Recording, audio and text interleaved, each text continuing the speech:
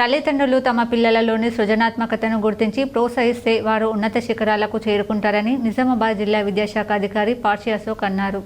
నగరంలోని బాలభవన్ వేసవి శిక్షణ శిబిరంలో పిల్లల ప్రతిభా పాఠ ప్రదర్శనకు ముఖ్య అతిథిగా వచ్చి వారు బాలభవన్ సిబ్బందిని అభినందించారు. రాష్ట్ర స్థాయిలో మన జిల్లా బాలభవన్ ఆదర్శంగా నిలిచిందని వారు అన్నారు. ఆత్మీయ అతిథిగా విచ్చేసిన మనోరమ హాస్పిటల్ నిర్వాహకులు డాక్టర్ హనీష్ శశిధర్ దేశపాండే మాట్లాడుతూ తాను ఈ బాలభవన్ విద్యార్థిని అనగానే బాలభవన్ ప్రాంగణమంతా చప్పట్లతో మారుమోగిపోయింది. పిల్లలు ప్రదర్శించిన గోవింద గోవింద గోవింద నరే అన్నమాచార్య కీర్తనపై చేసిన నృత్యం అద్భుతం. కిలకిల నవ్వుల పాపలమని రంగురంగుల డ్రెస్సులో చిన్నపిల్లల డ్యాన్సు మనసు దోచింది.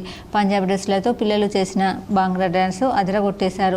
యోగా ప్రదర్శనలో భాగంగా అమ్మాయిలు అబ్బాయిలు చేసిన యోగా విన్యాసాలు అందంగా ఉన్నాయి. పిల్లలు చెప్పిన శ్లోకాలు అందరినీ ఆలోచింపజేశాయి. మధ్యలో జాదు యుగంధర్ రంగనకు చేసిన ఇంద్రజల విన్యాసాలు ఆశ్చర్యపరిచాయి. చివరలో చేసిన కరసాము అందరినీ రక్షణ కలిగిస్తామన్నారు.